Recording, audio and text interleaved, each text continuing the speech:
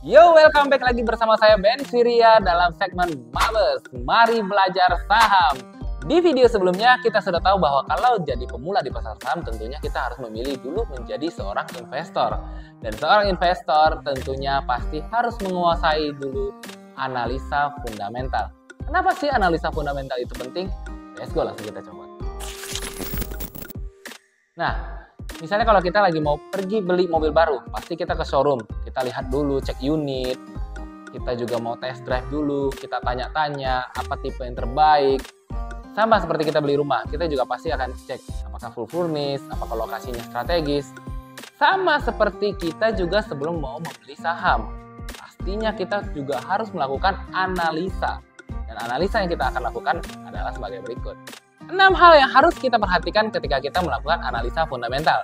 Yang pertama, tentunya adalah bisnis. Apakah saham ini bergerak di sektor yang bagus? Apakah saham ini memiliki bisnis yang mendukung di masa mendatang? Yang kedua, kita harus lihat juga dari segi profitabilitas. Apakah perusahaan ini mencetak keuntungan baik di masa lampau maupun juga di masa yang mendatang? Kemudian, yang ketiga adalah kesehatan dari perusahaan ini. Apakah perusahaan ini memiliki utang yang besar? Apakah perusahaan ini mampu untuk membayar hutang-hutangnya? Dan yang keempat adalah valuasi. Apakah saham ini sudah terlalu mahal? Apakah dalam kondisi wajar ataukah masih dalam kondisi terdiskon alias murah? Dan yang kelima adalah good corporate governance. Apakah perusahaan ini dibaliknya adalah orang-orang yang berkompeten, adalah orang-orang yang mampu dalam mengurusi perusahaan ini menjadi lebih baik. Dan yang terakhir, yang keenam, apakah perusahaan ini terlibat dalam kasus-kasus hukum tertentu. Tentunya kita juga mau lihat track record perusahaan ini adalah perusahaan yang baik untuk masa mendatang. Dari ratusan saham yang ada di Bursa Efek Indonesia, kenapa sih kita harus melakukan analisa fundamental sebelum kita berinvestasi di saham tersebut? Seorang investor legendaris Indonesia yaitu Bapak Lo Keng Hong pernah mengatakan bahwa apa? Belilah saham hebat yang salah harga, di mana kita ibaratnya membeli Mercy seharga taksi. Dan untuk mengetahui itu semua, kita sebagai investor di pasar saham Indonesia nggak perlu repot. Kita dimanjakan bahwa data-data semua ini sudah disediakan. Kenapa? Ya tentu, namanya juga perusahaan terbuka. Jadi data-data dari laporan keuangannya juga bisa kita akses secara terbuka di website www.idx.co.id. Jadi di sini kita bisa mengakses laporan keuangan perusahaan yang tercatat. Laporan-laporan ini tersedia dari berbagai macam kuartal, juga bulanan, serta tahunan. Dan juga ada 5 bagian pada laporan keuangan perusahaan yang terdiri dari neraca atau posisi keuangan, kemudian laporan laba rugi, laporan perubahan ekuitas, laporan arus kas, serta juga catatan atas laporan keuangan. Yuk langsung aja kita contohin bagaimana kita membaca laporan keuangan yang ada di idx.co.id.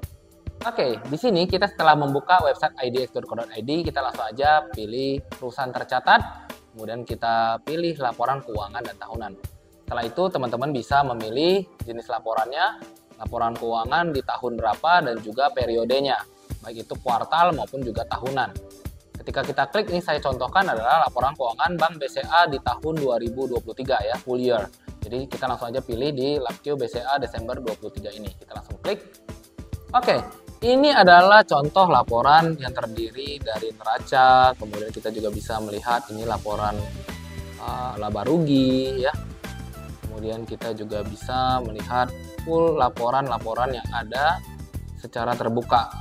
Oke. Mungkin bagi teman-teman sudah mulai agak bingung ya, terlalu banyak data di sini, mana yang harus dibaca, apakah semua perusahaan harus kita bongkar satu persatu, kita baca, kita kulik datanya? Kabar baiknya tidak perlu.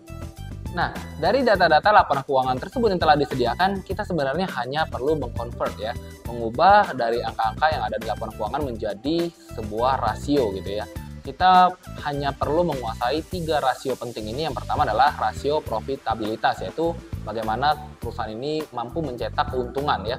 Yang terbagi menjadi ada net profit margin atau NPM, yang dimana kita bisa lihat laba bersih dibagi dengan penjualannya, di mana NPM yang baik itu adalah di atas 10%. Kemudian yang kedua adalah return on equity atau ROE ya, yang dimana laba bersih dibagi dengan ekuitas atau modal dasar perusahaan itu juga lebih baik di atas 15%. Yang kedua adalah rasio likuiditas, atau kita bisa melihat kesehatan dari perusahaan ini, bagaimana dia mampu membayar hutang-hutangnya. Kita bisa lihat dari yang pertama adalah current ratio atau CRR ya, Kita bisa menghitung dari aset lancar dibagi utang jangka pendeknya. Itu lebih baik adalah di atas 1. Dan yang kedua adalah debt to equity ratio atau DER, di mana kita bisa menghitung dari utang dibagi dengan ekuitas atau modal dasar perusahaan. Lebih baik adalah di bawah 1. Dan yang terakhir, rasio yang ketiga adalah rasio valuasi harga. Untuk melihat apakah perusahaan ini sedang dalam kondisi mahal, harga wajar, ataupun sedang terdiskon. Kita bisa lihat dari yang pertama adalah price to earning ratio atau PER ya. Ini mana kita bisa menghitung dari harga saham dibagi dengan EPS atau earning per share-nya. Ini mana lebih baik di bawah 15. Dan yang kedua adalah price to book value atau PBV, yang dimana kita bisa menghitung dari harga saham dibagi dengan book value. Di sini adalah lebih baik di bawah 1. Dan tentunya di sini kita nggak perlu repot-repot untuk menghitung sendiri dari analisa laporan keuangan tersebut menjadi data-data yang sudah dikonvert menjadi rasio. Teman-teman hanya perlu download aplikasi RTI Business ya di handphone Anda, ada di Play Store maupun App Store. Di sini saya kasih contoh ya, Saham BCA ini kita bisa langsung lihat berapa nilai-nilai yang perlu kita lihat ya. Di sini ada net profit margin, kemudian ROE, DER, CRR, PER, dan PBV-nya. Semua data-data itu bisa langsung kita lihat ada di RTI. Jadi kita bisa langsung mencatat aja perusahaan-perusahaan yang sedang kita analisa. Jadi melakukan analisa fundamental itu boleh dari apple to apple ya. Jadi sesama saham di sektor yang sama. Pertama misalnya Anda mengcompare di dalam bidang finance ya, BCA, BRI, Mandiri, dan BNI misalnya. Anda compare data-datanya baik secara itu profitabilitas, kemudian baik itu secara juga liabilitas maupun juga secara valuasi. Dan yang terpenting setelah Anda mengcompare beberapa perusahaan-perusahaan di berbagai sektor, Anda akan bisa mendapatkan kesimpulan mana perusahaan yang layak Anda beli. Yang pertama pasti tentunya perusahaannya profit ya, kemudian perusahaannya sehat, dan juga valuasinya sedang murah. Itu kunci utamanya. Dan untuk mendapatkan profit yang maksimal, kita harus memperhatikan namanya buy on rumor, sell on news ya.